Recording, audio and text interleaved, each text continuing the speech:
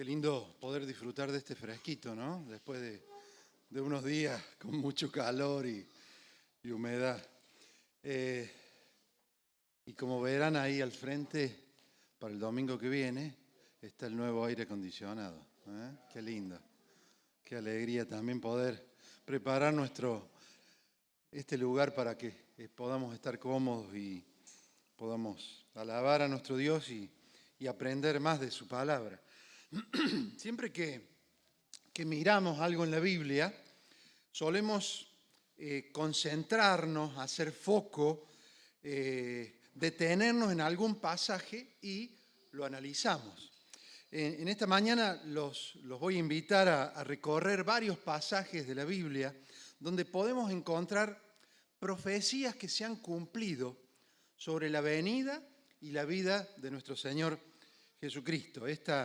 Esta mirada, les invito a hacer una mirada un poquito más amplia de la Biblia, no un pasaje solo, sino una mirada más amplia desde el Antiguo y el Nuevo. Nos va a llevar un tiempo recorrer todo, no se asusten.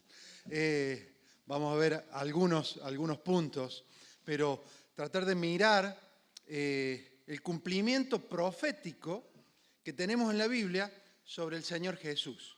Y a lo largo del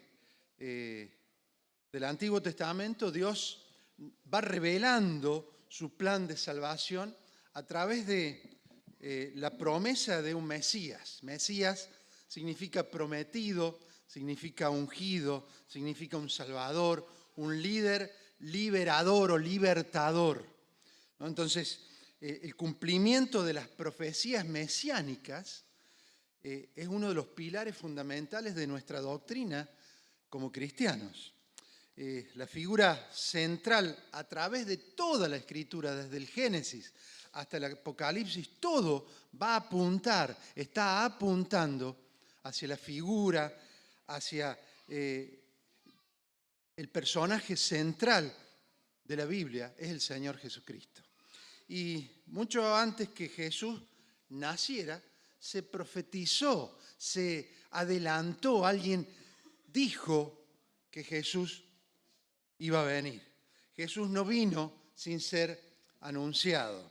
Muchas de las profecías del Antiguo Testamento, con miles de años de antigüedad, encuentran su cumplimiento en la persona del Señor Jesús. Vamos a explorar cómo Jesús cumple estas profecías de manera única, confirmando su identidad como el Mesías prometido.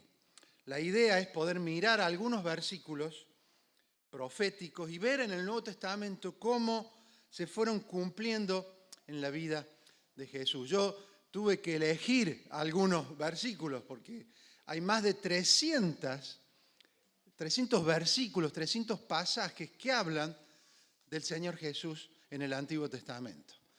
Hoy nos vamos a dedicar solamente a ver siete versículos donde vamos a ver cómo en el Antiguo Testamento, muchos años antes del nacimiento del Señor Jesús, ya se estaba anunciando la venida y distintos temas que tienen que ver con la vida del Señor Jesús. Vamos al primer punto.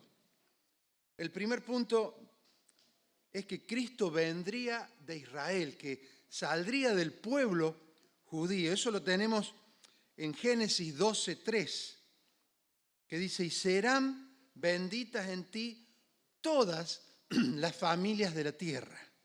Fíjense que Génesis fue escrito aproximadamente 2000 años antes de Cristo. O sea que estamos hablando de 4000 años atrás, ¿no? 2000 años antes de Cristo se escribía esto. ¿Cuál es el contexto en el cual se escribe? Cuando Dios promete a Abraham, Abraham es el padre de los judíos, le promete a Abraham que a través de su descendencia todas las naciones iban a ser bendecidas. ¿Cómo se cumple? ¿Cómo fue el cumplimiento en Jesús? En Mateo 1:1 dice: libro de la genealogía de Jesucristo, hijo de David, hijo de Abraham. Jesús es descendiente de Abraham, descendiente de Isaac, descendiente de Jacob y descendiente de David. A través de su obra redentora, las bendiciones de Dios se van a extender a todas las naciones, cumpliendo la promesa que Dios le había hecho a Abraham en aquel tiempo. Hay el pasaje de Gálatas 3:16 dice: ahora bien, las promesas se hicieron a Abraham y a su descendencia. La Escritura no dice y a los descendientes, como refiriéndose a muchos, sino y a tu descendencia, dando a entender uno solo, que es Cristo. Esto lo está escribiendo Pablo en la carta que escribe a los Gálatas. La segunda profecía acerca de Cristo habla de que Cristo nacería de la familia de David y de la tribu de Judá. Dice Isaías 11:1, Isaías fue uno de los profetas que más versículos tiene acerca del Señor Jesús. Vamos hoy a ver algunos de ellos. Isaías vivió entre el 770 y el 680 antes de Cristo. O sea que estamos hablando de 700 años antes que el Señor Jesús naciera. No sabía Isaías de Jesús, no conocía de Jesús. Nosotros tenemos ahora el panorama completo, tenemos el Antiguo y el Nuevo, podemos mirar y decir, oh, mirá, qué bueno que se cumple, pero ellos no conocían de Jesús. Y estaban hablando 700 años antes, diciendo esto: del tronco de Isaí brotará un retoño, un renuevo nacerá de sus raíces. ¿Quién era Isaí? ¿Se acuerdan quién era Isaí? El padre de David. El padre de David era Isaí. Isaías está anunciando que Jesús vendría de la descendencia de David. ¿Cómo fue el cumplimiento en Jesús? En Mateo 1:1 dice, libro de la genealogía de Jesucristo, recién lo leímos, hijo de David, hijo de Abraham. Jesús es llamado hijo de David en varios pasajes del Nuevo Testamento, en los Evangelios. Jesús es llamado hijo de David. Lucas 1:32 y 33 dice: este será grande y será llamado Hijo del Altísimo, y el Señor Dios le dará el trono de David su padre, y reinará sobre la casa de Jacob para siempre, y su reino no tendrá fin. Su reino que no es terrenal, sino que es su reino eterno y divino. El tercer punto está en Isaías 7:14 y tiene que ver con el nacimiento virginal de Jesús, el nacimiento de una virgen. Fíjense lo que dice Isaías 7:14. He aquí que la virgen concebirá y dará a luz un hijo y llamará su nombre Emmanuel. Y Isaías está profetizando el nacimiento del Señor Jesús, un nacimiento milagroso del Mesías, del prometido. Y el cumplimiento se ve en Mateo 1, 22 y 23, que dice: todo esto sucedió para que se cumpliera lo que el Señor había dicho por medio del profeta. La Virgen concebirá y dará a luz un hijo y lo llamarán Emmanuel, que significa Dios con nosotros. Qué lindo poder saber que este Jesús en el cual creemos, en el cual tenemos puesta nuestra esperanza, nuestra fe, es real, es cierto, es verdadero. Vamos al cuarto pasaje, está en Miqueas. Miqueas es uno de los profetas también contemporáneo de Isaías, en el mismo tiempo en que estuvo Isaías, desde el 740 al 697 estuvo ahí Miqueas. Es uno de los profetas menores. Menores no porque era menor de edad ni porque tenía menor capacidad, sino que se le dice menor por la cantidad de capítulos que tiene el pasaje, ¿no?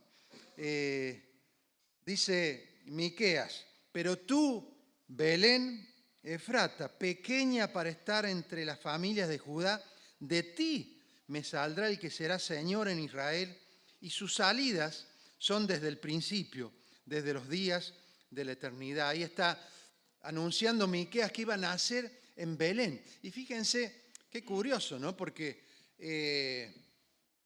¿de dónde era el Señor Jesús? La familia, ¿de dónde era? ¿Dónde vivieron ellos? ¿Se acuerdan?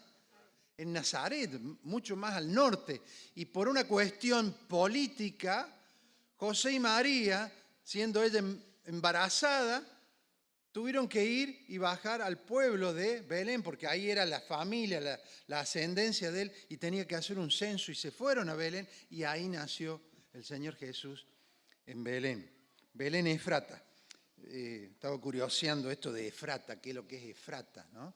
Y la palabra Efrata dice que en la antigüedad se llamaba ese lugar, esa zona Efrata, y que significa fructífero, una tierra rica, ¿no? Belén Efrata, porque también había otro Belén en otra zona. Por eso cuando en algunos pasajes aparece, dice Belén Efrata, refiriéndose a este Belén que está muy cerquita de la ciudad de Jerusalén. Miqueas, acá el contexto es que Miqueas profetiza que el Mesías va a nacer en la pequeña ciudad de Belén. Podría haber nacido en Jerusalén, podría haber nacido en alguna otra ciudad mucho más importante, pero nació en Belén, que era muy pequeñita, muy pequeña. Por eso ahí cuando Miqueas lo dice, pequeña para estar entre las familias de Judá, o sea, está hablando de la pequeñez de esa población. En ese lugar humilde, sencillo, nace el Señor Jesús. Y el cumplimiento de esta profecía está en Mateo 2.1, dice, después de que Jesús nació en Belén de Judea en tiempos del rey Herodes, llegaron a Jerusalén unos sabios procedentes del oriente. Se registra que Jesús nació en Belén, cumpliendo la profecía en forma exacta. Además, el versículo va a mencionar la eternidad del Mesías, lo que coincide con la naturaleza eterna de Cristo que está en Juan 1.1. ¿Se acuerdan de ese versículo que muchos de ustedes conocen, que dice en el principio era la palabra, era el verbo, y la palabra era con Dios, y el verbo, la palabra, era Dios? Cuando habla ahí de palabra, de verbo, está refiriéndose a la persona del Señor Jesús, ¿no? Y esto, ahí Miqueas lo afirma, dice, y sus salidas son desde el principio, desde los días de la eternidad, afirmando esta eternidad del Señor Jesús. Jesús existía y existió con su Padre desde el principio. No existió solamente cuando vino acá a la tierra. Acá se hizo hombre, pero ya existía y estuvo en la creación, estuvo desde el principio con su Padre y con el Espíritu Santo.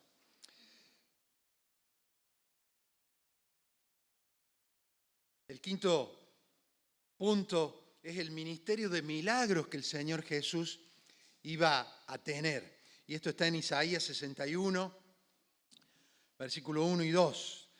Dice, el Espíritu de Jehová el Señor está sobre mí, porque me ungió Jehová. Me ha enviado a predicar buenas nuevas de los abatidos, a vendar a los quebrantados de corazón, a publicar libertad a los cautivos y a los presos apertura de la cárcel.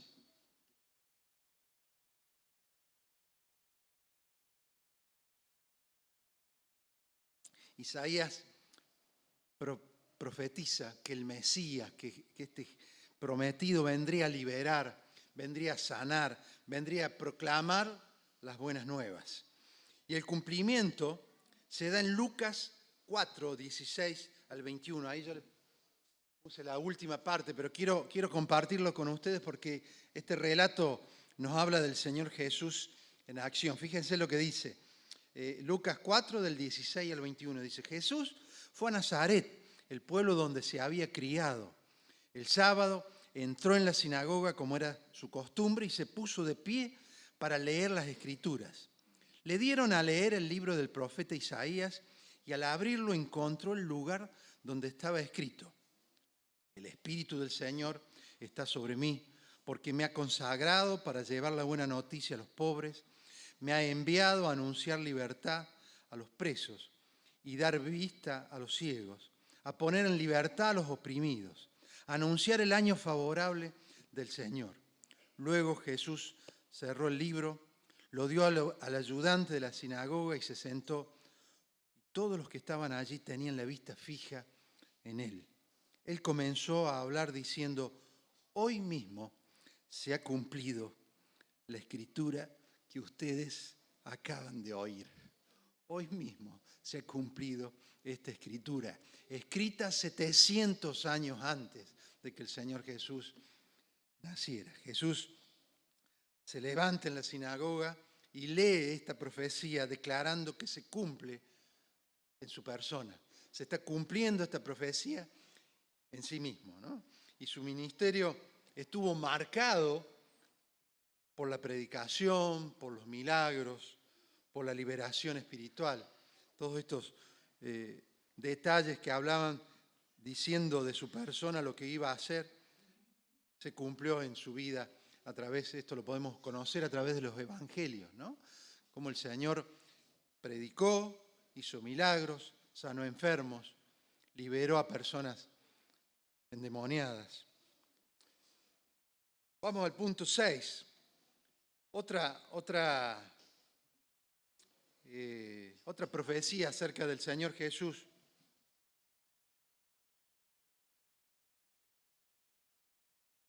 El siervo sufriente, el siervo que iba a sufrir por nosotros.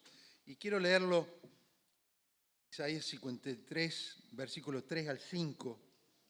Ahí hay como una síntesis de los 3 versículos, pero se lo leo completo. Dice: despreciado y desechado entre los hombres, varón de dolores, experimentado en quebrantos, y como que escondimos de él el rostro.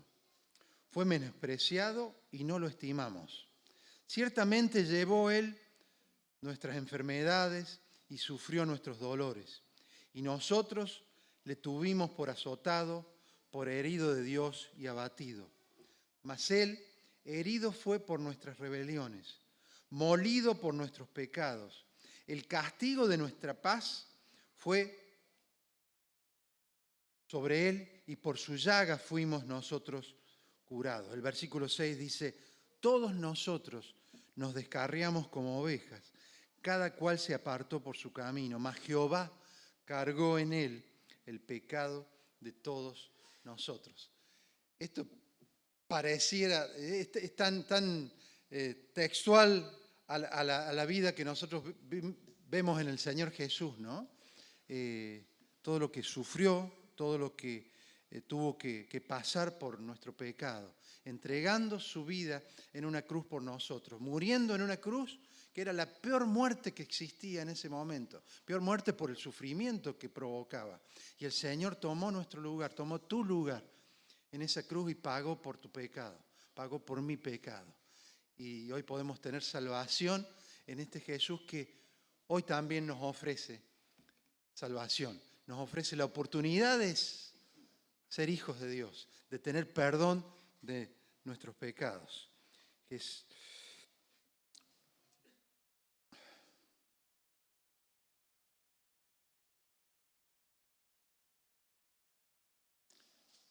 punto 7 nos habla de la resurrección del Mesías. Salmo 16, 10. Un salmo que fue escrito por David, y estamos hablando del año 1040, entre el 1040 y el 970 antes de Jesucristo. O sea, 1000 años antes de que el Señor Jesús naciera. Y el texto dice: pues tú no dejarás mi alma entre los muertos, ni permitirás que tu santo se pudra en la tumba. El salmista está profetizando que el Mesías no iba a experimentar la descomposición de su cuerpo, señalando acerca de la resurrección.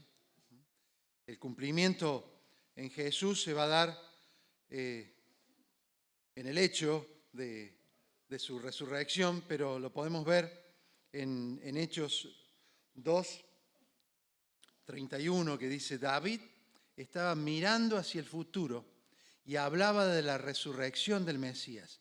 Él decía que Dios no lo dejaría entre los muertos, ni permitiría que su cuerpo se pudriera en la tumba. Acá, esta frase, esto que estoy leyendo es la predicación de Pedro en Hechos, ¿no? Y está diciendo que David ya lo había dicho, ¿no? Que Jesús iba a resucitar, no iba a quedar en la tumba, no se iba a podrir su cuerpo, sino que iba a resucitar. Hay muchos más versículos proféticos. Me costó elegir, porque no es fácil elegir entre tantos versículos proféticos. Yo solo seleccioné estos 7. Y la conclusión a la cual podemos llegar, y puedo llegar yo desde mi mirada y compartírsela en esta mañana, hemos visto cómo las profecías del Antiguo Testamento apuntan claramente hacia Jesús como el Mesías prometido.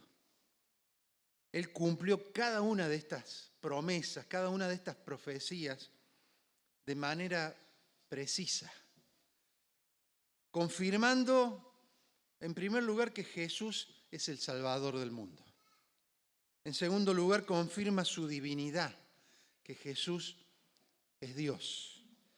Y también revelando el plan de Dios para nosotros.